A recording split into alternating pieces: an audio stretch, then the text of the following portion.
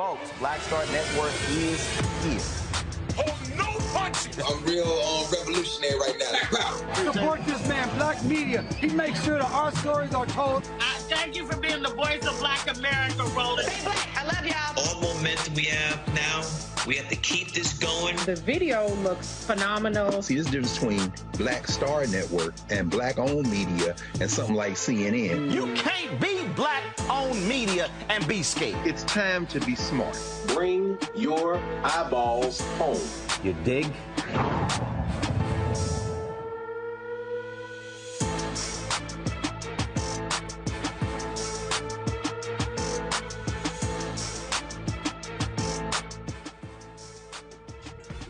Today is Wednesday, July 27, 2022. Coming up on Roland Unfiltered, streaming live on the Black Star Network. We are live in New York City on the third day of the opening of the Jackie Robinson Museum, where tonight they will be actually having the screening of the movie After Jackie.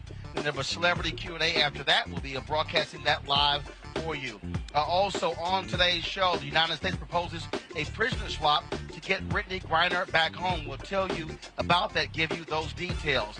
Also on today's show, the Department of Justice hits a real estate company owned by Warren Buffett, the second largest racial discrimination, housing discrimination settlement in American history. We'll give you those details. Also, President Joe Biden no longer has COVID. We will show you exactly what he had to say. Also on today's show, Nikki Fried, she's running for governor of Florida. She will join us on Roland Martin Unfiltered. And Tiffany Haddish will join us in our Tech Talk segment. Yes, she is involved with the technology company. We'll tell you all about it. All that and more right here on Roland Martin Unfiltered on the Black Star Network. It is time to bring the funk. Let's go. He's got it. Whatever the miss, he's on it. Whatever it is, he's got the scoop, the fact, the find. And when it breaks, he's right on time and it's rolling. Best believe he's knowing. Putting it down from sports to news to politics. With entertainment just for kicks, he's rolling. Yeah, it's on go, y'all. Yeah, it's Roland Martin, yeah. Rolling with Roland now.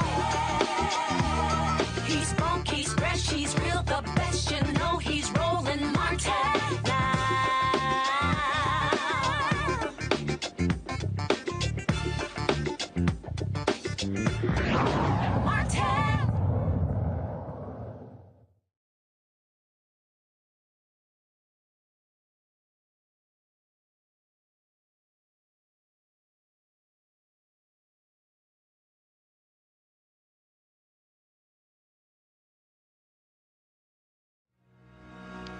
Folks, this is day 3 of the opening of the Jackie Robinson Museum. Tonight, they are showing the movie After Jackie. And so we are here to broadcast this. Today, there was a block party where they had children, others who were going through the museum for the first time. And so we certainly are happy to be here and be able to show that for you. Also, there's going to be a celebrity talk back. Take place after the documentary, and we'll also be showing you that right here on the Black Star Network. Folks, it has been 3 days of festivities beginning on Monday. We were here on Monday where they had a showing, if you will, a private showing for folks who were donors of the museum. Then, of course, last night, they had the gala party. Slick Rick and Dougie Fresh, they performed. We'll hear from them a little bit later as they share their thoughts about performing, and also Ray Chu and his wife as well. They put together the music last night, and so we will hear from them as well. But first up on today's show, the federal government, they have proposed a prisoner swap for Brittney Griner. She's been held now for 160 days in Russia after being caught with cannabis in her luggage. And so what is being proposed right now, folks, is actually a prisoner swap. And the prisoner swap was an arms dealer who is being held in the United States. Actually, there are a couple of people who are being held there. First of all, in Russia, and so they have been negotiating for quite some time. Now, remember, Brittney Griner, she pled guilty to the charges of bringing the items in. She has testified saying she was not aware of what was actually going on. Here's Secretary of State Anthony Blnken talking about this negotiation. In the coming days, I expect to speak with Russian Foreign Minister Lavrov for the first time since the war began. I plan to raise an issue that's a top priority for us: the release of Americans Paul Whelan and Brittney Griner, who've been wrongfully detained and must be allowed to come home. We put a substantial proposal on the table weeks ago to facilitate their release. Our governments have communicated repeatedly and directly on that proposal. And I'll use the conversation to follow up personally and, I hope, move us toward a resolution. As I said, Griner testified earlier today at her possession trial, and she said that interpreter translated only a fraction of what she said during questioning when she was detained at Moscow's airport in February. She said officials told her to sign documents without explaining what they were. She also said no one explained her rights nor gave her access to a lawyer. Again, as I said, she has pled guilty to those charges, and people and folks have said that hopefully they believe that is going to pave the way for her to be released. My panel today, Robert Patillo, Executive Director of the Rainbow Push Coalition, Peachtree Street Projects, Monique Presley, legal analyst and host of Make It Make Sense with Monique Presley, Dr. Jason Nichols, Senior Lecturer, African American Studies Department, University of Maryland, College Park. Monique, there have been a number of people, a number of black women and others who have been making the point that more pressure needs to be applied to get Brittney Griner released. This proposed prisoner swap was what many people said was we were eventually going to get to. And so if this is successful, Brittney Griner may very well be on her way home soon.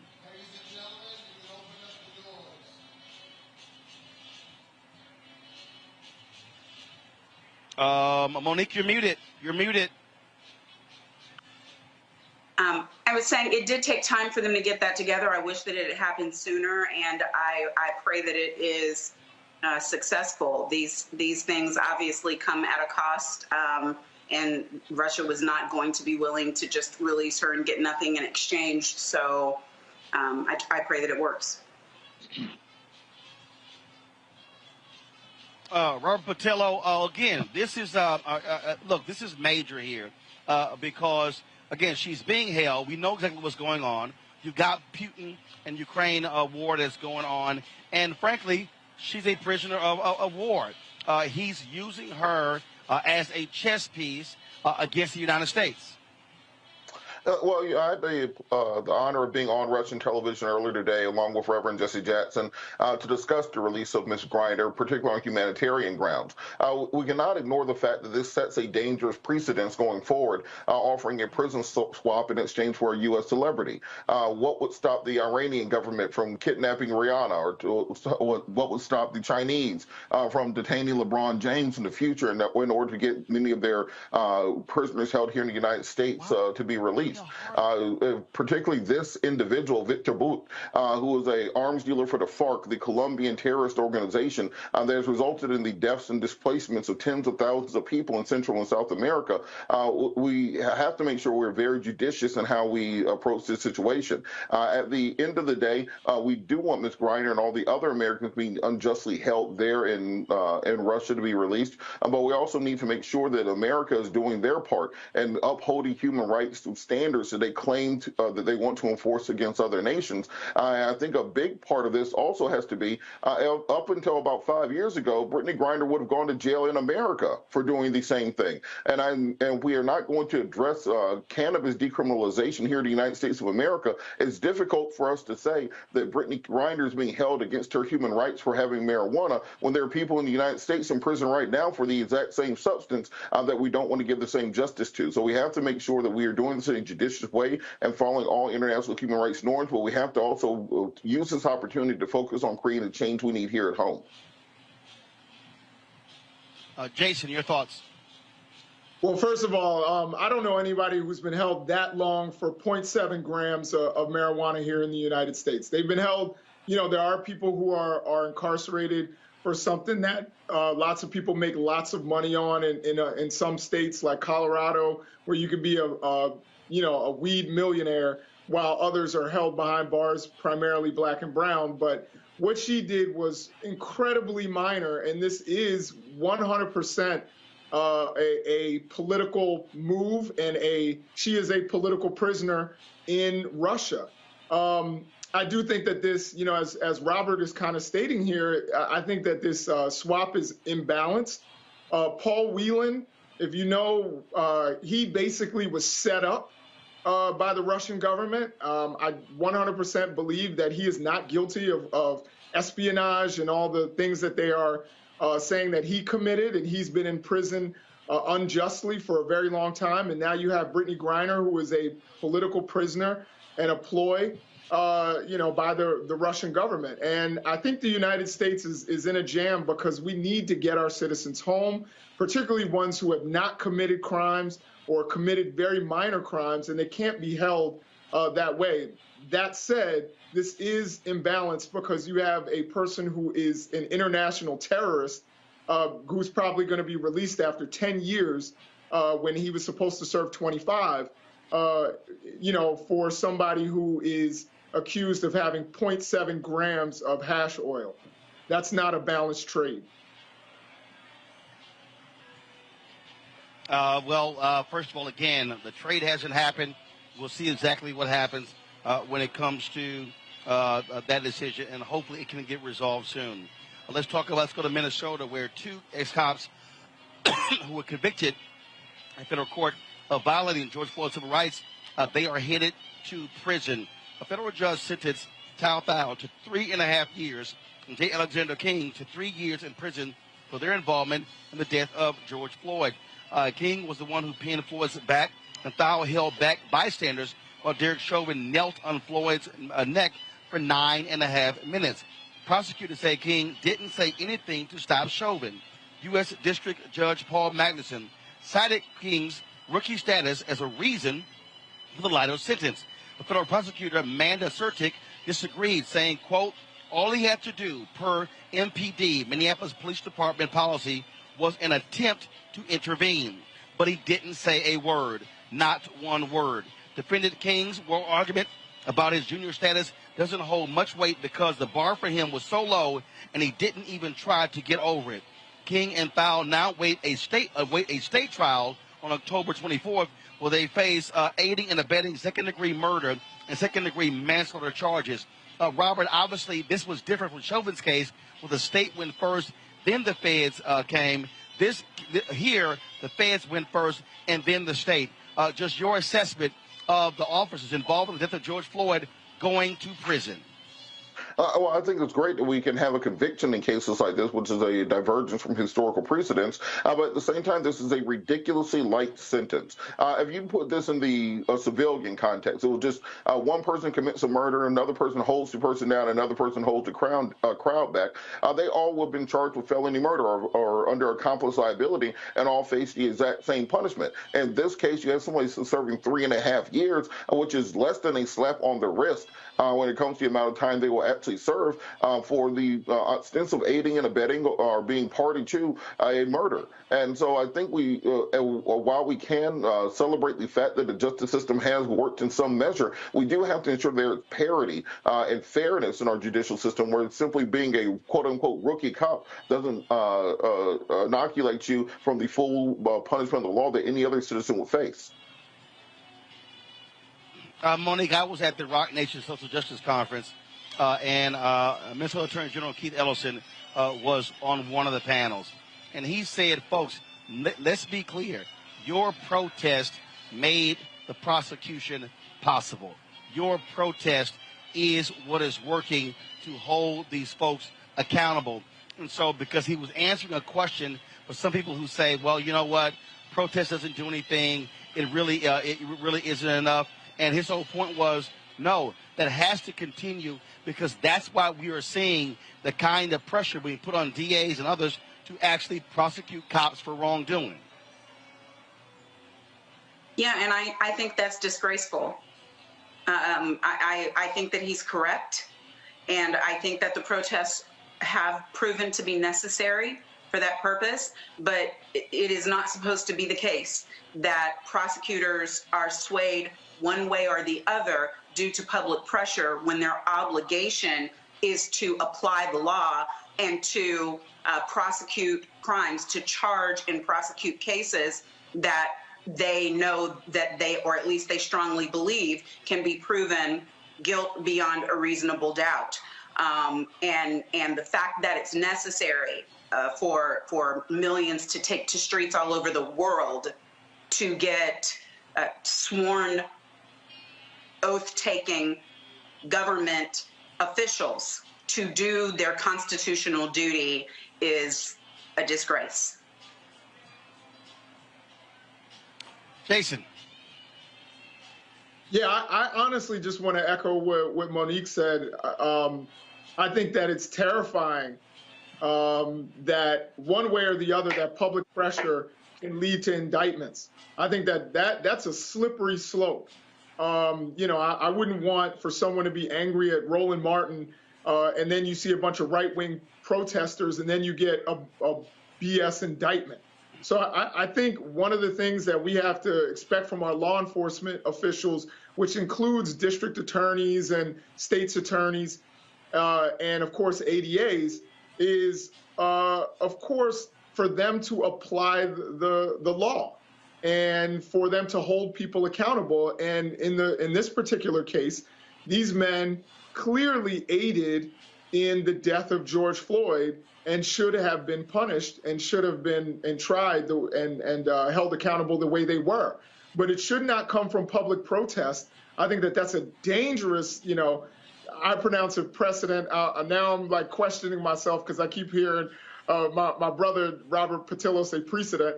But, it sets a dangerous tone for the future where that can be held against, innocent people are put through a prosecution because of public pressure. And it shouldn't be that way. Can I add something? Well, here's the deal. Yeah. I was just going to say it's not a dangerous precedent for the future.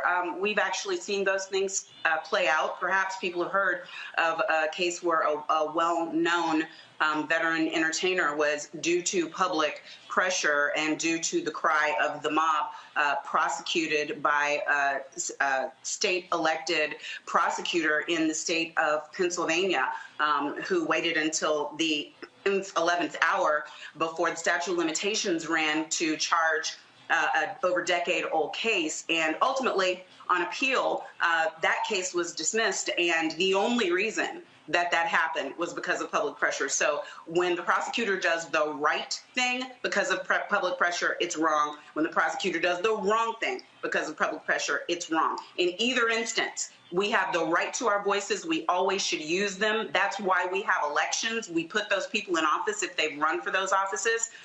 But for a prosecutor to bend to the will or the emotions of people in making decisions about violations of the law and of the Constitution is in error. It is misconduct. Well, look, I understand the point that Keith Ellison was making, and what he was trying to say to people is that taking to the streets protest does indeed matter because it's about holding people accountable. And the bottom line is this here. It's not like we've actually seen a plethora of DAs doing the right thing by prosecuting people. So I understand his point, and I agree with it 100%. Got to go to a break. We come back. We'll talk with Nikki Fried. She's running for governor of Florida. The question is this here. Can Democrats in Florida get their act together? That used to be a blue state.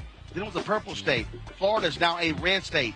Can she be the Democratic nominee to beat Ron DeSantis and all the money that he has raised as the incumbent governor? That is next on Roland Martin Unfiltered, broadcasting live from the Jackie Robinson Museum grand opening week right here on the Black Star Network.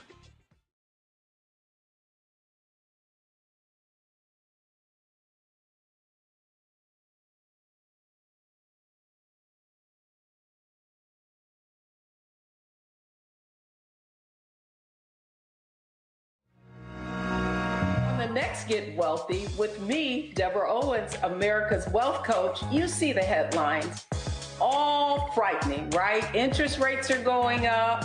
The recession is on the way. The stock market is up and down. But you know what they say, scared money don't make money. That's why I'm excited on our next Get Wealthy to have a conversation with someone who has written a new book, Fearless Finances, and she's going to share exactly what you need to do to secure your bag regardless of the ups and downs of the economy or the stock market. Oftentimes you can start with as little as $5. That's right here, only on Get Wealthy on Black Star Network. Pull up a chair, take your seat. The Black Tape with me, Dr. Greg Carr, here on the Black Star Network. Every week, we'll take a deeper dive into the world we're living in. Join the conversation only on the Black Star Network. My name is Charlie Wilson. Hi, I'm Sally Richardson Whitfield. And I'm Dodger Whitfield. Hey, everybody, this is your man Fred Hammond, and you're watching Roland Martin, my man, Unfiltered.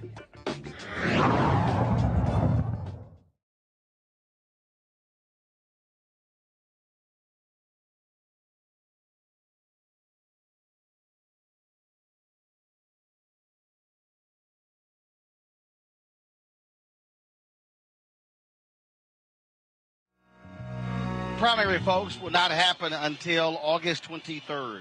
And there are 4 Democratic nominees for governor who want to be the one to run against incumbent Governor Ron DeSantis.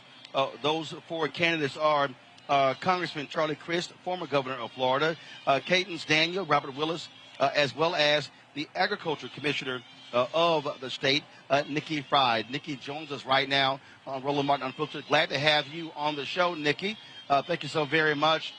First and foremost, Ron DeSantis has raised a significant amount of money. He is a darling of the MAGA crowd. He already has his eyes set on the running for president in 2024, but he wants to do so as the governor of Florida.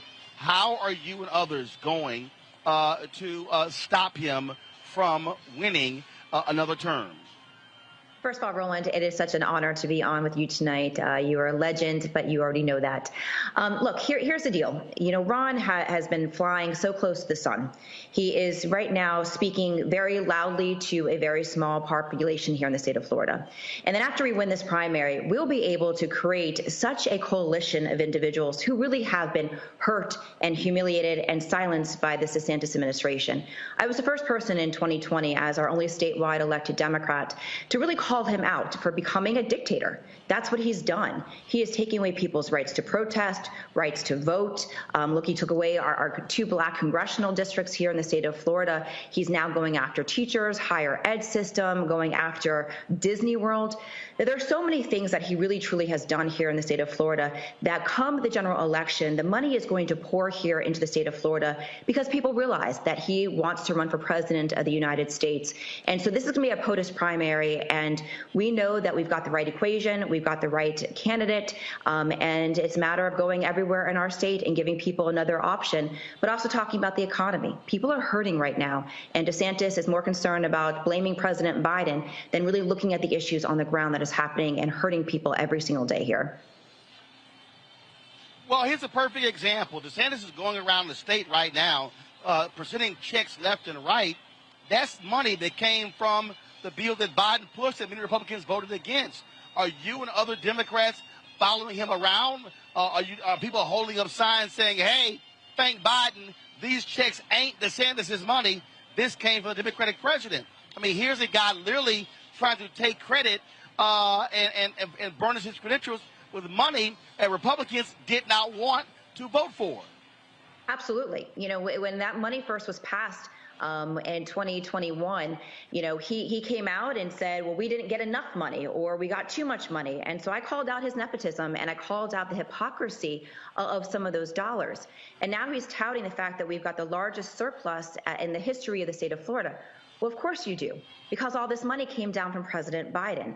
And so every single time we are calling it out on social media, we are calling out as much as we can, making people understand the money that is going into these communities is coming from the Biden plans that they passed. And not a single Republican in the state of Florida, you know, voted for it. So we're calling this out and making people understand. And look also where the money is going.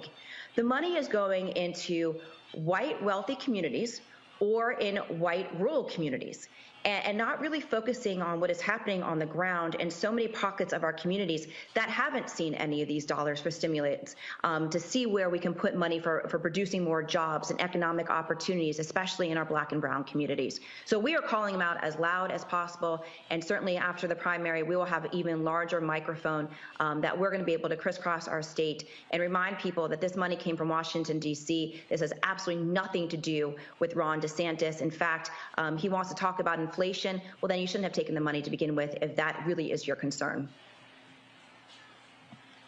One of the things that you have to deal with, and we have to be honest, Democrats have been porous in the state. The state party has had fundamental problems. When you look at, again, the gains the Republicans have made, they have been significant. And so there's a huge task at hand. Congresswoman Val Demings has the same issue running against Senator Marco Rubio in the United States Senate race. If I go back to the race 4 years ago, Andrew Gillum versus Ron DeSantis, Gillum loses by 30,000 votes. But one of the issues that the Tallahassee Democrat, they actually had a graphic, and I showed it consistently, where they show the top 12 or 15 counties in the state.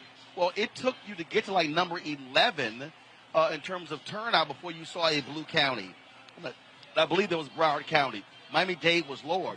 And so what are you and others going to do or trying to do to really repair the infrastructure of the Democratic Party in terms of being able to get folks out to vote, appeal to Latino voters? They've been voting significantly with Republicans, but also turning out Black voters. If you don't do well as Democrats in Broward or Miami-Dade County, you have no shot at winning. What's the plan? Yep, absolutely, and you're 100% correct.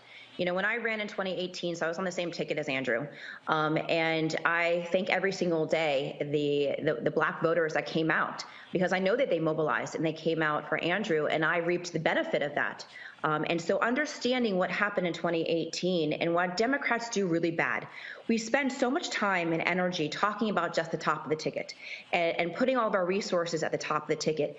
And down ballot candidates, our grassroots organizing events, our caucuses, our clubs, our House and our Senate seats, our city and county commission seats don't have the resources that are necessary. So it's part of my pledge that we need the money at the top, but we need to make sure that it's going down. And what's really cool is that we have the opportunity this year that there may be 4 women that come out of this primary season, and 3 that would be women of color. And so looking at the ways to actually market and brand the Democratic Party and do commercials together, all 5 of us, that would be Val, myself, and the other 3 members of the cabinet on the slate doing commercials together, really exciting the base, showing the complete difference. The other thing that we don't do well, which is something that I did well in 2018, which is how I won, is that we only focus on the blue counties.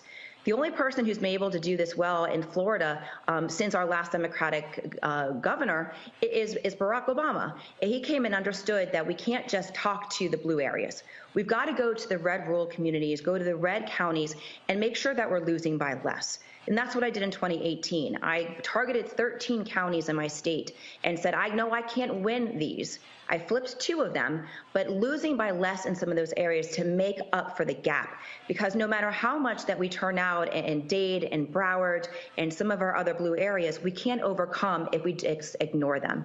And when it comes to the Hispanic community, we also in 2020 ignored them. We basically conceded the state. We had very little involvement from the Biden campaign here in 2020, where you saw the Trump machine come here and talking to the Hispanic community. So day 1 of my campaign, we started what's called the Nikki Escucha Tour, Nikki Listens. We crisscrossed our state talking to the Hispanic community, but not as a whole. We talked to the Puerto Rican community, the Cuban community, Colombian, Venezuelan, even making sure that we're talking to the Haitian community, which is different than just the Black community, making sure that we're talking to the Caribbean community. And so we as Democrats haven't done a good job making sure that we understood and listened to what are the issues on the ground infecting each of these different communities. I was born and raised in Miami. My back neighbors were Cubans growing up. I heard the stories. I went to Cayo Ocho once a month growing up. And a lot of times is understanding that the personal plight that so many of these individuals went through to get to Florida, get to America, understanding those situations and saying, look, at the end of the day, we all want freedom. We all want democracy. And unfortunately, you've got a governor right here who's doing just the opposite. And we understand the economic struggles that so many people are dealing with today that Ron DeSantis is not dealing with, wants to focus his time and energy on Washington, D.C., and not in the actual backyards of the people here in our state. Well, here's a perfect example. Here's Ron DeSantis, just flat out lying in this news conference. See if I can play this here. Here we go.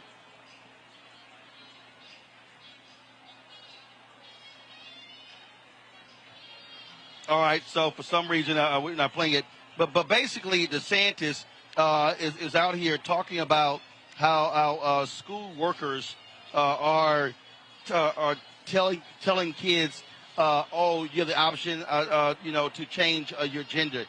He's throwing these things out. We saw him attack the black congressional district. We saw what happened with Disney as well. This guy has lied. He lied about critical race theory being in math books.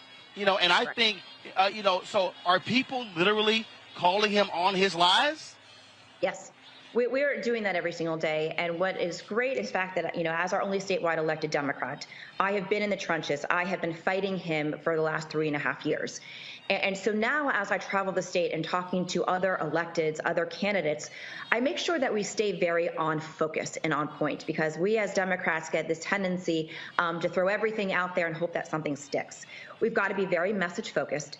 Got to make sure that we call him out on the lies, on what he's doing. We had Nazis that were protesting in Tampa over this weekend, right outside of where he was giving a speech, showing and holding Nazi flags, holding pictures of him and praising Ron DeSantis. I went out there on Sunday at the exact same spot, asking Ron DeSantis to denounce Nazis.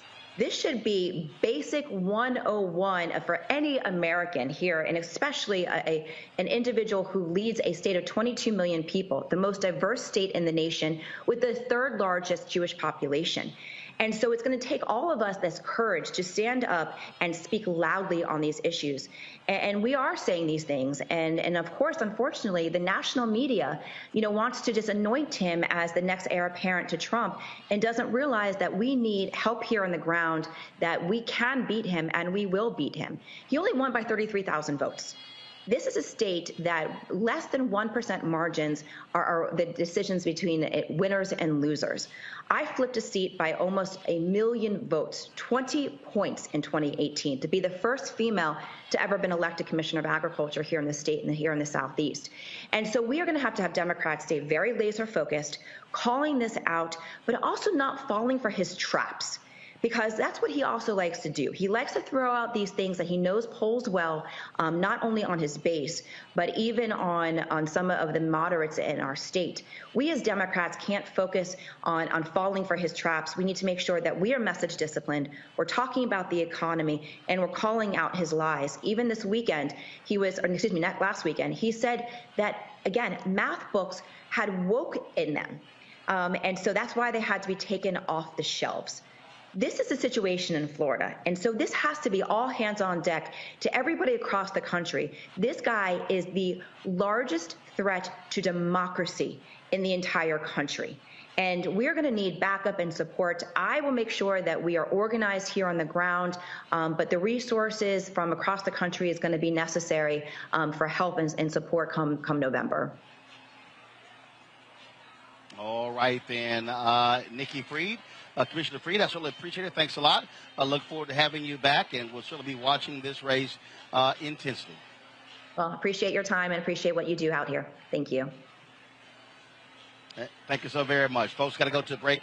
We come back. We'll talk with Tiffany Haddish, as well as a gentleman she's working with on a technology platform. That's right. And no, it's not comedy. We'll explain next, right here on Roland Martin Unfiltered. Broadcasting live from the opening of the Jackie Robinson Museum in New York City, right here on the Black Star Network. Don't forget, download the Black Star Network app. Folks, Black-owned, you know what we do. This is about telling our story. And so, again, every platform, Apple phone, Android phone, Apple TV, Android TV, Roku, Amazon Fire TV, Xbox One, Samsung Smart TV. Also, please join our Bring the Funk fan club. Every dollar you give goes to support what we do. And so, checks and money orders go to P.O. Box 57196, Washington, D.C., 20037-0196. Cash App, $RM Unfiltered. PayPal is R Martin Unfiltered. Venmo is RM Unfiltered. Zelle is Roland at RolandSMartin.com. We'll be right back.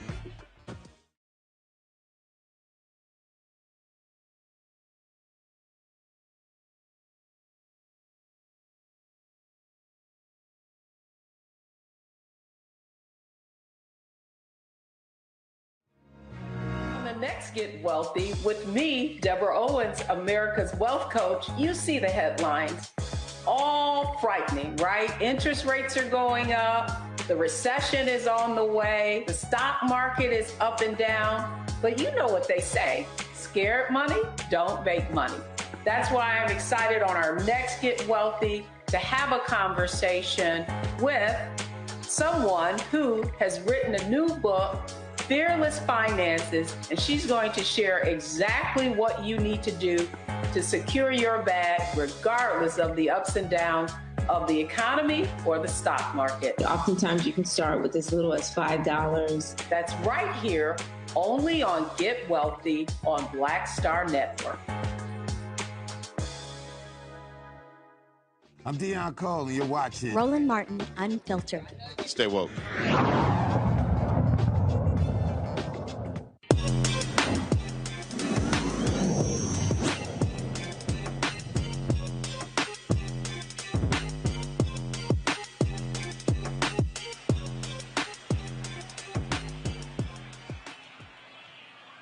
All right, folks, y'all know we are all about Black-owned African-Americans who are doing things in the tech space. Every Wednesday we have Tech Talk.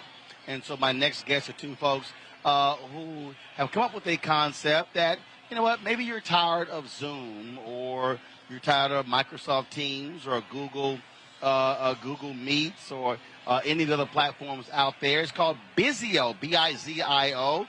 Comedian Tiffany Haddish, she has teamed up with Richard Thompson, founder of Digital Air Technology and Analytics, to create this platform. Richard joins us from New York. Tiffany is out in L.A. Glad to have both of you on the show. And so, Tiffany, you're on the show. Yeah, I'm on the show now. I need it. Y'all, so Tiffany's on stage. Y'all, Tiffany's on stage at the Superdome at Essence Festival. And so she's on stage with Kenny Burns. Kenny's like, "What's up, Roland?" Shout from the stage. Tiffany go, "Hey, Roland, you ain't called me back." I was like, Lord, look at her showing herself. But it was an email, wasn't a call. But it's all right. Except when you called me at my girls' trip, I never got that call. But it's all right. Glad to have you here. Let's talk about this Bizio. What do you mean you never got that call? You know, you remember, your publicists know. I'll tell you about it later. Okay, so let's talk about this Bizio. First of all, Tiffany, where did this come from in terms of you and Richard? How did y'all come together to work on this concept? Well, I had been talking to a few of my friends about, how I want to invest my money in technology that's owned by Black people. Straight up, I feel like, every time I am asked to invest in something technology-wise, and I love technology. I'm a big tech head. So, and every time it's like never developed by us, never really for us, never, it's like, oh, if we do this, it's going to make them rich, but how does that feed us? Like, I'm so much about like, how do I contribute to my community? Yeah, great. I'm making people laugh. I'm, doing this. I'm opening a grocery store, but how can I really contribute and be effective in making small Black businesses grow, making them big Black businesses, and also just making it where we can communicate with each other and we're keeping the dollar circulating in our community as opposed to it going outside. You're absolutely right. That's one of the reasons why I invested in Isaac Hayes' fan base, because, again, we are very great, Richard, at making other people rich. Black people, we're early adopters. We download apps. We're very involved. Yet, when it's black-owned, folks are like, I don't quite know. And I'm like, yo, what the hell? Have the same energy as you have for some other folks. And so, Richard, how long were you working on this idea? How long were you working on this idea? How long has it been around? Okay, thank you. Well, Mr. Martin, I want to thank you first. It is an honor being on your show, get a chance to meet you. Like you've been one of the major journalists that's been putting our African community in the place where it should be. Myself, I've been developing enterprise technology for over 25 years. Been building up most of the communication systems for Barclays Capital, BlackRock. I used to run front office New York derivatives for Barclays and front office trading for BlackRock. And one of the things that always got to me is that it was very little recruitment of African Americans to the front office space, where dollars are really made at. And if you also look in enterprise technologies like Microsoft, IBM, Google, when it comes to the recruitment of our community, is very little. It's less than 3%. So those things bother me very much. I left in 2011 to actually go after how do we actually move the needle. And that was creating the enterprise technology company so we can actually have a competitive space of a Microsoft, of a Google, of an Apple, not just apps. No, let's get to the core of it, and then also get to the core of how do we put ourselves in capital markets. I got a chance to meet Tiffany through a very good friend of mine. His name is Jimmy Martinez, Jimmy Marr. We had wanted a voice that was true, someone that is actually committed to the cause of helping our community. And Tiffany, seeing what we were doing right from the gate, this always gets to me because she loves her people so much. She just put her money right in. She's like, Rich, I see what you guys are doing. I see this commitment. Your struggle is our struggle. Your victory is our victory. So we just came together. Said, you know what? We just gonna do it ourselves. We're always marginalized in technology. We're always marginalized, and we can't manage our money. I was like, forget this. We've been doing it for so long. We can just put it up ourselves.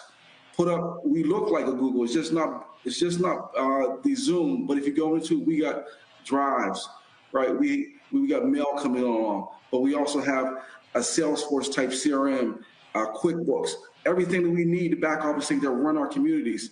And then we got our own trading systems that we're using that right now is being activated on the continent of Africa. We connected Ghana and Kenya to make trades there. And we've done it just with us, right? Because it had to be done. A real Black Wall Street. Hello. We aren't just making apps. The infrastructure that moves. So first of all, where can I access it? That's first. Is it in an app? Is it desktop based? Is it pad based? So where can I access it right now? So right now you can just go to the Bizio.com, and that's the interest way for the portal. And the apps we will be releasing in the App Store right now. They're just waiting for it to be approval in a few more days, and you'll see the Bizio Meet. What you're on right now will be an actual app. So this is it.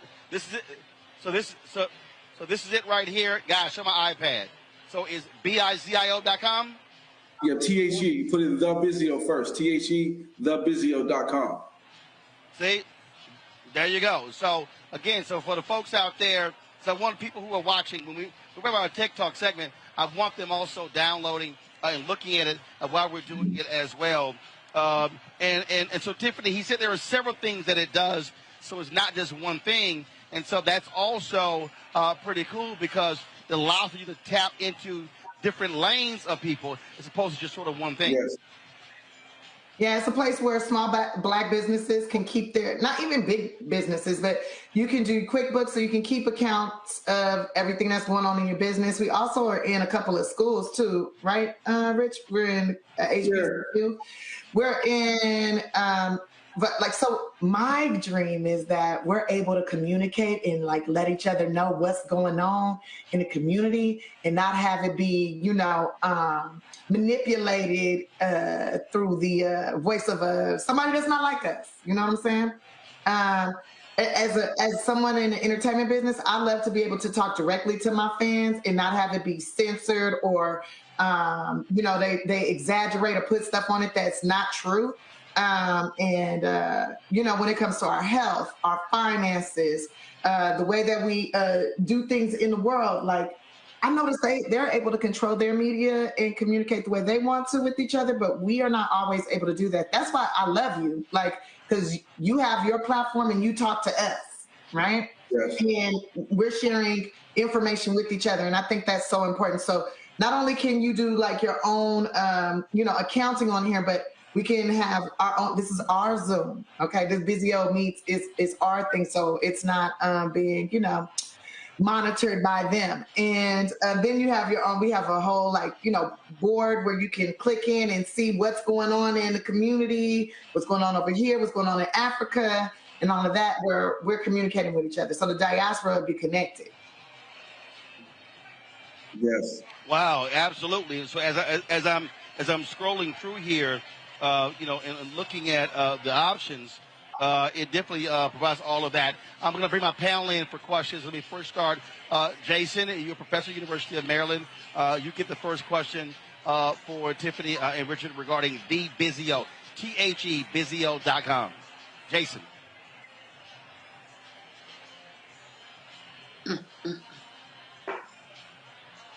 Jason, hit them. You're muted, dude.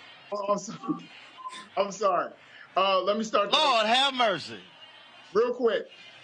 Thank y'all for coming on, and thank y'all for explaining what it is that you've created here. I think it's amazing that you're connecting all these different parts of the diaspora and getting more African Americans into tech. So that's one of my questions. Is there any way or anything you're doing to get perhaps young Black people who are interested in tech to work for the company and maybe expand the company using young Black people in tech? Because that is going to be, I was just reading a book that said that tech is going to be bigger than construction for the next decade. So is there anything that you guys are doing to maybe mentor young people to get them and get people working in your company, Black people, as you guys grow?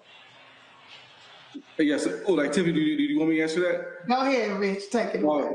Well, one of the things that we're doing, we have partnerships with UCF regarding HBCU. One of the first things we're putting in is a finance and wealth platform, and we'll be training HBCU students to work on our platform. Because being in the front office, especially in that space, we don't get access to Bloomberg. It's very expensive, right? So to be able to bring that data and access to wealth and how wealth is managed and be able to create, quants for myself, that's part of my background also. So partnering with UCF and creating partnerships with the HBCU, we're going to be able to now bring on 500 students at first to be able to be trained. We say, hey, if we get you trained so you can see what a training floor looks like, or what the tech that goes along to actually create that looks like. We want to get that training out earlier. And then we'll have the Haddish report. Forget the Bloomberg report. There we go, baby.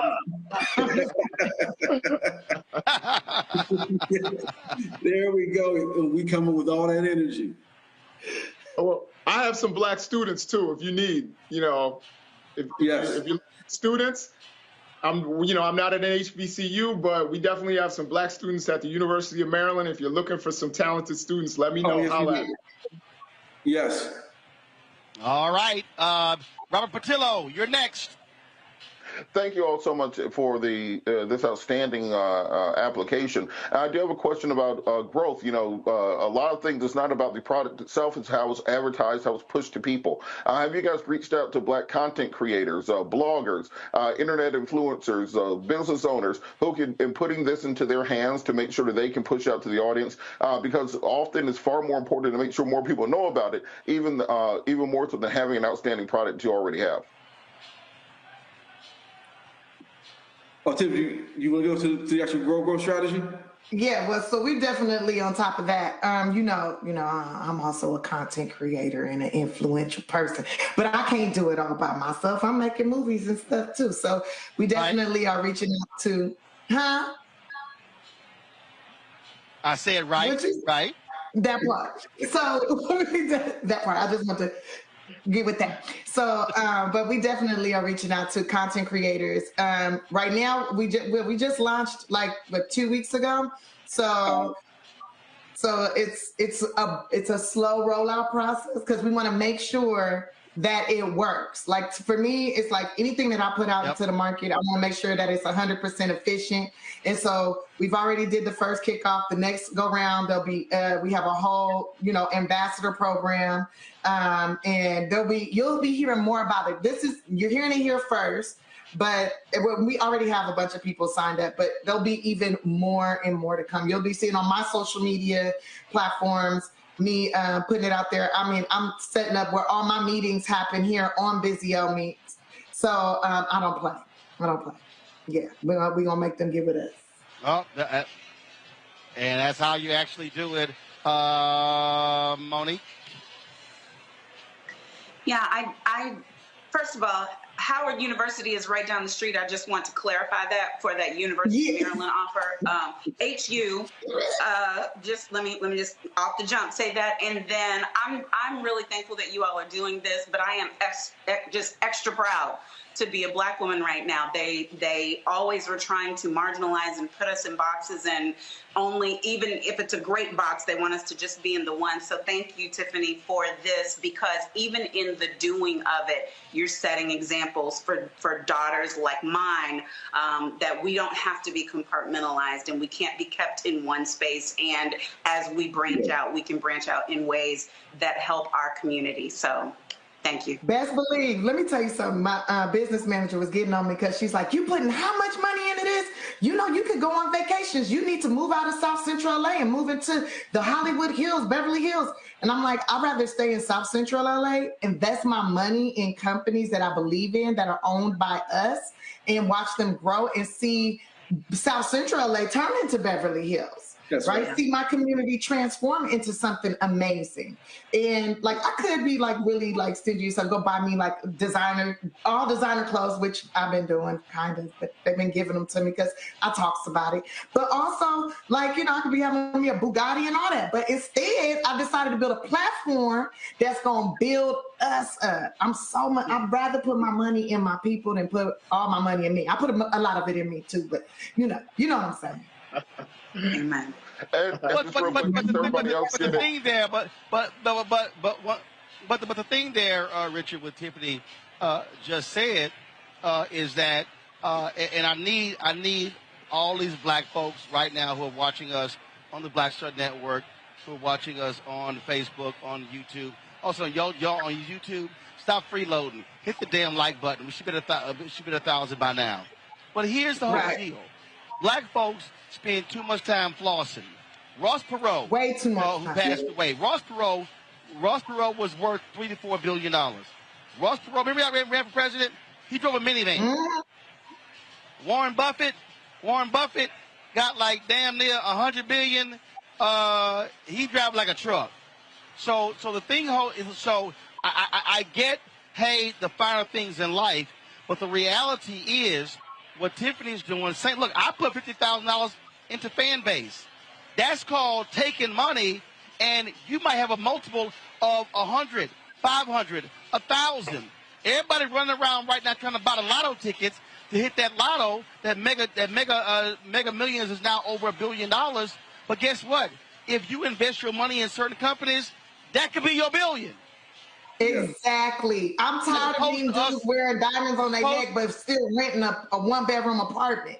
Get out of my face with that. I want people around me that own land. I want to show my people how to own land, own companies. That's where the money's at, baby. Yes. Like, that's where the growth is. That's where you will be able to see your children have food on the table every day when you build something that we use.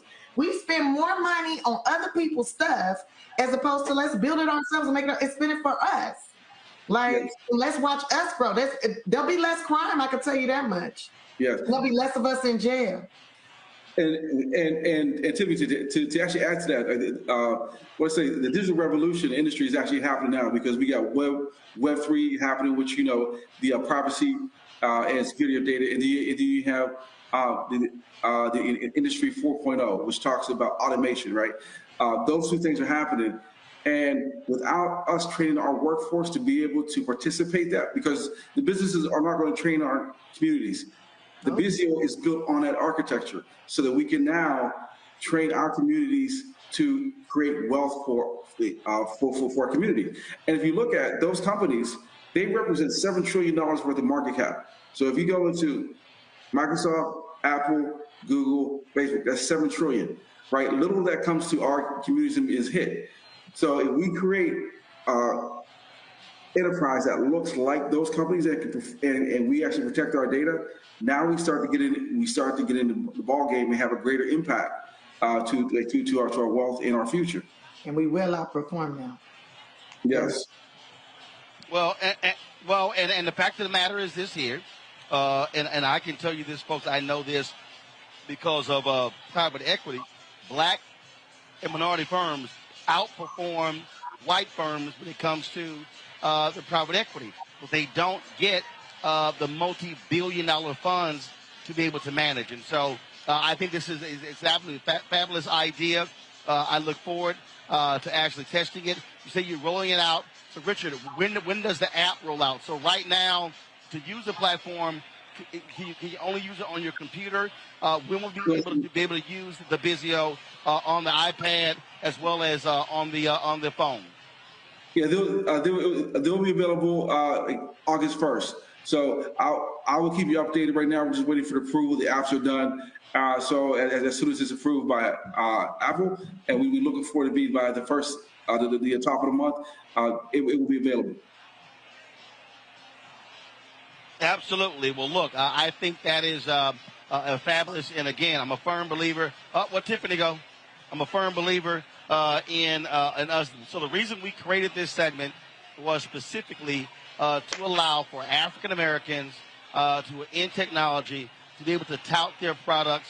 And so we appreciate both of you joining us on the show. Richard, thank you so very much. Tiffany, thank you so much. Thank you so very much for coming on the show. Certainly let us know how it goes. And look, again, we do look forward to actually seeing this app and actually using it, because it is about us creating wealth. And look, we use technology like more than anybody else, and it's great to be able to do it with black folks. Thank you. All right, folks, I appreciate it. Thank you so very much. Thank you so very much. All right, Tiffany, I'll send you a text because I don't see your picture there. I'll send you a text. All right, folks, we're going to go to a break. When we come back, there we go. We come back, more Roland Martin Unfiltered. We'll hear from Slick Rick, Dougie Fresh, Ray Chu, Vivian Chu about the Jackie Robinson Museum. And we also will talk with the director of the movie After Jackie. All of that in the second hour. Roland Martin Unfiltered, YouTube, Facebook. Hit that like button, hit that share button, spread the message. We're here in New York City celebrating the great Jackie Robinson and his amazing legacy on the Black Start Network, black-owned, unapologetic, and unfiltered.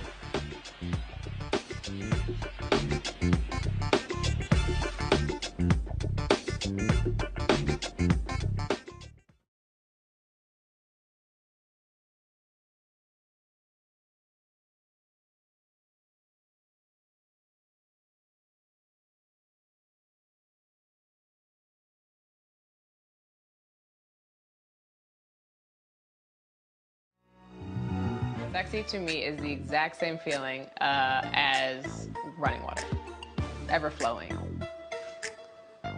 Water always finds a way to get through.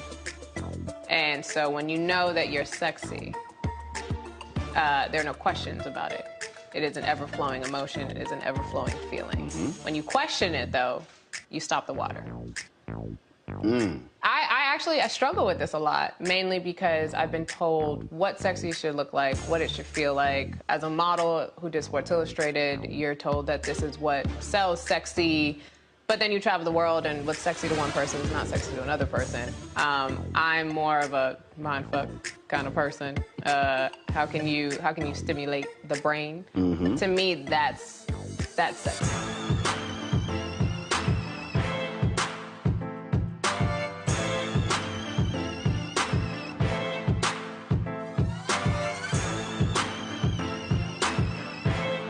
Pull up a chair, take your seat. The Black Tape with me, Dr. Greg Carr, here on the Black Star Network. Every week, we'll take a deeper dive into the world we're living in. Join the conversation only on the Black Star Network. Hi, I'm Dr. Jackie Hood Martin, and I have a question for you. Ever feel as if your life is teetering and the weight and pressure of the world is consistently on your shoulders? Well, let me tell you, living a balanced life isn't easy. Join me each Tuesday on Black Star Network for a Balanced Life with Dr. Jackie.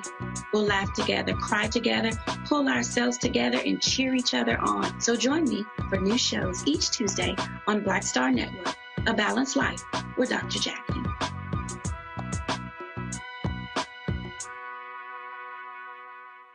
Hi, I'm Amber Stevens-West from The Carmichael Show. Hi, my name is LaToya Luckett, and you're watching Roland Martin Unfiltered.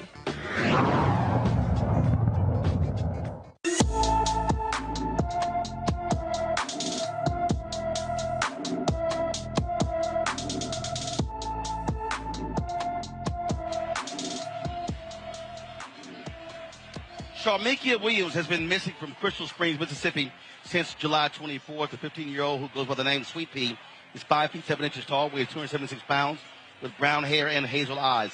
She may be in need of medical attention. Anyone with information about Sharmikia Williams should call the Copiah County, Mississippi Sheriff's Office at 601-892-2023, 601-892-2023. Some good news about a black and missing reported on the other day. Marshall Grant Griffin, he was found yesterday. We got an email from Grant's father who told us his son was found and is safe. So we are certainly glad to hear that. Folks, in North Carolina, thousands of felons in North Carolina are getting their voting rights restored. Starting today, the Board of Elections will allow anyone not currently in jail or on parole to register to vote. In March, a panel of judges struck down an old North Carolina law preventing anyone from registering until the end of their sentence. The judges said the law discriminates explicitly against black folks. This is a perfect example. I keep saying it, Monique, why voting matters and why you need to have people need to be supporting civil rights lawyers who are out there fighting the good fight, because them battling these type of laws has now created the opportunity for folks to be able to vote in North Carolina who were formerly incarcerated.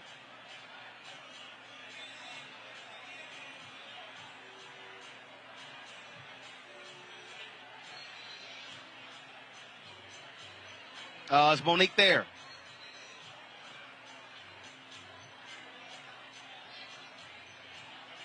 Okay, Monique can't hear me. What's the deal, y'all? Yeah. Robert, can you hear me? I hear you. Yeah, I hear you as well. Okay, you weigh in on you weigh in on this story. So yeah, I think that's absolutely correct. That the public pressure, the things that we can do as a community can actually affect change. And I can hear you, but not the show. Okay, Jason, go ahead, Jason. And this is the kind of thing that can sway elections. This is one of the reasons why we have voter suppression, trying to keep people, people who may have had a felony record, keeping them from voting. This is what swayed elections for generations in the state of Florida that we were just mentioning, was that if you had a felony record, you were disenfranchised. And once they fixed that, they started, Ron DeSantis started finding loopholes, saying you had to pay all of your court fines and everything before you could actually vote. There's no reason why people shouldn't be able to vote if they were incarcerated. There are 2 states in this nation where you can vote while you're incarcerated. It just so happens those are 2 of the whitest states in the nation, which is Maine and Vermont, I believe. So this is really important. Voting is a key element of our citizenship. And I know that as someone who teaches about, Reconstruction every semester, how important the vote was to Black people and how incarceration has been used as a means to keep Black people from voting. We need to make sure that this is the case nationwide, and this is a really important step forward in the state of North Carolina. It is. This next story, Warren Buffett's mortgage company, they have reached a historic $24 million settlement with the Department of Justice dealing with the issue of redlining. Triton Mortgage Company is accused of discriminating against potential Black and Latino homebuyers in Philadelphia, New Jersey, and Delaware from 2015 to 2019. Employees did not approve loans to Black prospects and called certain neighborhoods ghettos. The company is setting aside $20 million in loans for underserved communities and hiring minority loan officers. The company stopped writing mortgages in 2020. Despite the settlement, the company denies the allegations and insists it does not discriminate against home buyers of color. Well, we know that's bullshit, Robert and Monique, because you don't pay $24 million just for the hell of it. Absolutely. And Roland, just kind of going back to the last story, just very quickly, I think people need to understand that felony disenfranchisement is unconstitutional. It's one of the last remaining vestiges of Jim Crow that we seem to have just accepted into society, but it's based upon a misreading and misapplication of the 15th Amendment that Jim Crow era judges kind of read into the judicial record and that we go with right now. The amendment says prosecution or participation in or conviction of a crime or insurrection. It was meant to stop people who participated in the Civil War as insurrectionists from being able to vote, and now 150 years later is being used to stop African Americans from being able to vote. So we need to challenge that judicially, and I think state legislatures need to keep that in mind when repealing the felony disenfranchisement laws, that they are indeed Jim Crow era laws meant to stop African Americans from voting. And then secondarily on this redlining case, let's remember something, that the Supreme Court next term will be taking up what's called the Interstate Commerce Clause. The Interstate Commerce Clause was that expansion of federal rights that allowed the federal government to intercede in state level or individualized conduct if they had any indicia or any touching of interstate commerce. And some, that means that the only reason the federal government can enforce redlining and other civil rights standards against individual businesses is because of the Interstate Commerce Clause. What we have seen from this court right now is this 6-3 majority is willing to overturn any precedents, and so we cannot simply get distracted by some of the more media-driven stories. Once that Interstate Commerce Clause is gone, which may be next term, and which I think we need to be starting to plan for and fight against now, then all bets will be off. We'll be down to every single state being for themselves. That's a dangerous place to be at constitutionally. Monique, this is another example of the great work that Christian Clark is doing, leading the Civil Rights Division of the Department of Justice. And I will hope the White House is paying attention. They should be touting these wins in this civil rights DOJ. Yes, this is another great piece of work that they're doing, and they are, putting out the press releases, the talking points about all of these things that are happening. And so I think, it would be great for everybody to be doing what you're doing, which is covering it and pushing it out there so that as many people as possible can know about this work that is happening, because there really is only so much tooting of the own horn that the Civil Rights Division of the Department of Justice can do without it kind of crossing the lines into self-aggrandizement, which is frowned upon in government spaces for government lawyers who, as I said before, are supposed to be beholden to the Constitution of the United States. But it's up to us to take the things that they're doing, and anytime somebody says, this administration ain't done nothing for Black people, we should have a for real Black card with those things listed, and including some great things that I think will be coming down the pipe very soon, like tomorrow. All right, folks, hold tight 1 second. We come back. We'll talk more about the opening of the Jackie Robinson Museum.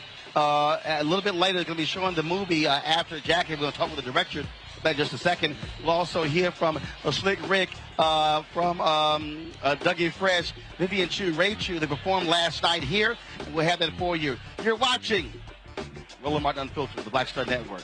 Back in a moment.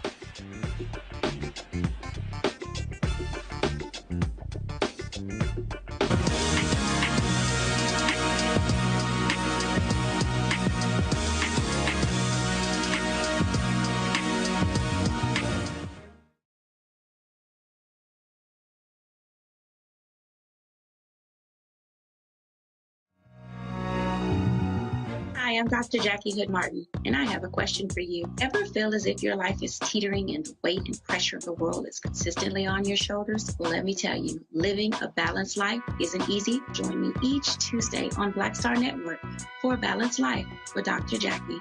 We'll laugh together, cry together, pull ourselves together, and cheer each other on. So join me for new shows each Tuesday on Black Star Network, A Balanced Life with Dr. Jackie.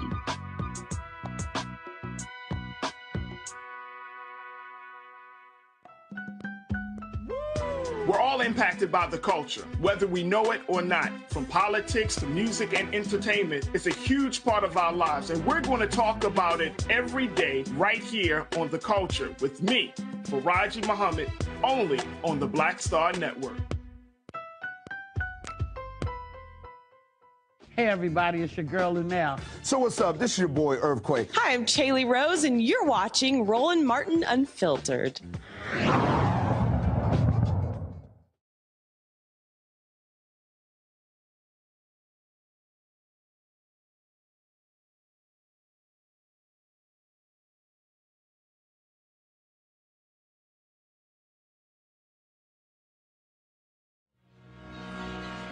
All right, folks, welcome back to Roland Martin Unfiltered here at the opening of the Jackie Robinson Museum.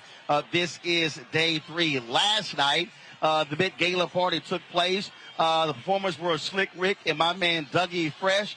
They certainly tore the house down. They were rocking all night long. I had folks out here dancing and having a good time, and so it was great to see them on the stage. We live streamed it on Black Star Network. If y'all want to see the performance, simply go to the app, and you can check it all out. After the performance, I caught up with both of them as well as music directors, Ray Chu and his wife Vivian, when they talked about just what it meant for them to be involved in this historic opening of the Jackie Robinson Museum. What's up, Slick Rick with Dougie Fresh? Thank you for having us celebrate Jackie Robinson's Museum, part of Black American history, you know what I mean? It's good to be a part of it, you know what I mean, and all that good stuff, you know? So, shout out to the vets. Love, all right? Guy, I appreciate it. First of all, keep watching my man, Roland Martin's joint. He's on fire. That's first. Let me get that off the plate. Second of all, the reason why I'm saying that is because he's here covering something that means a lot. This is our history. Jackie Robinson has played such a major role in changing the conditions in America and went through a lot, more than anybody can ever imagine, and he still made it happen. So he should be an inspiration for all of us on what we can become. And 100th birthday to Miss Robinson, always. Getting the call to be part of the event scene, to present all the entertainment for the Jackie Robinson Museum was an honor. It was an honor because Mr. Robinson was not just about baseball, he was about racial equality. And to celebrate Mrs. Robinson's 100th birthday, Mrs. Robinson, thank you. Thank you for trusting Ray Chu, Vivian Chu, Chu Entertainment. God bless you. Well, I tell you what, this is such an honor to be entrusted with the music and the production of the show tonight. You know, my wife and I put the whole thing together, and it's an honor because not only about Jackie Robinson, but Rachel Robinson, her 100th birthday, and the legacy of the Robinsons is incredible. So for us to be a part of that is an honor. Thank you. Folks, joining us right now is the director of this movie they're about to show. It's called After Jackie. Andre Gaines with us right now. They're going to be showing it any moment. Andre, first of all, glad to have you here. Thanks, sir. And so tell us, what is After Jackie? So After Jackie is about all the players that came after Jackie Robinson. So sort of know life and history of the United States before Jackie Robinson, but there's a whole history that really came after Jackie Robinson, especially in the game of baseball, that doesn't get a lot of credit, including Jackie himself being the civil rights leader. A lot of people don't realize that he was marching with Dr. King, and so this is really the story about his life after baseball, and then also about several of the players that came after him that he was ushering into the game. Now, this movie here aired on the History Network, correct? Yeah, on History Channel. Yeah, so it came out History Channel, Juneteenth weekend, and we're screening it here tonight with the opening of the Jackie Robinson Museum. It's been a beautiful event, a special event, being able to see Rachel Robinson and the whole family come out yesterday for the grand opening, and it'd be great to see them again tonight for the screening. I mean, it is a remarkable story, and you're right. There were so many phenomenal baseball players who came after Jackie Robinson, who get sort of lost in all the focus just on him. Yeah, so, so much focus was on not only Jackie Robinson, but really just him integrating baseball. We never really see the story of Jackie's life after that happens. We just sort of assume that everything was unicorns and glitter, but it really wasn't. And we also see that he had these battles he had to fight on the field. But then in this film, we really highlight Bob Gibson, Bill White, Curt Flood, three players that were all on the St. Louis Cardinals who had a very unique style of baseball, which was more reminiscent of the Negro Leagues. And also, they were the first time we really saw the combined player activists. Jackie was a player first and then became an activist in retirement. But once we get to the 60s, early 60s, we finally see the beginnings of the combined player activists, where these guys are playing at the highest level possible, but then also fighting for freedom and equality when they go off the field. And of course, we lost Bob Gibson last year, along with Henry Hank Aaron as well, and so many great players. You're absolutely right. When you talk about... but we still have Bill White. We still got Bill White. He's still here with us. We talk about Curt Flood. I mean, there is no athlete. That's right. Not just baseball player. There's no athlete today who should not pay homage to Curt Flood, because it was his lawsuit. Although he lost, it was his lawsuit that paved the way for free agency in sports. That's right. A lot of people don't realize that at all. I mean, this isn't all of sport. This is not just baseball, where he pioneered free agency, modern day free agency, by fighting against something called the reserve clause in baseball, which was like, you shouldn't be able to own me. I should be able to play on a team wherever I want to. But without Curt Flood, we wouldn't have a LeBron James, who was one of our executive producers, and the decision of being able to go wherever it is that he wanted to. And we have Curt Flood to thank for that. He made a tremendous, tremendous sacrifice. All right. Well, look, Andre, we certainly appreciate it. It looks like that we're about to start screening right now. So thank you very much for joining us. Thank you. And sharing your thoughts. As always, good to see you. All right. Thank you very much, thank Don. you. Thank you very much. Folks, we're going to switch over. We have the feed from them, correct? All right, so let's do this here. First of all, let me thank Monique, Robert, as well as Jason for y'all joining us on today's show. What we're going to do, folks, we're going to actually switch over to the feed from the program here, so you can actually experience this event as well. We want to thank the Jackie Robinson Foundation, Della, Brittney, for allowing us to do this. We've been broadcasting since Monday. This is why Black Star Network was created, to be able to cover these type of events that's happening in the black community all across the country. Your support absolutely matters, and so we thank all of you for doing so.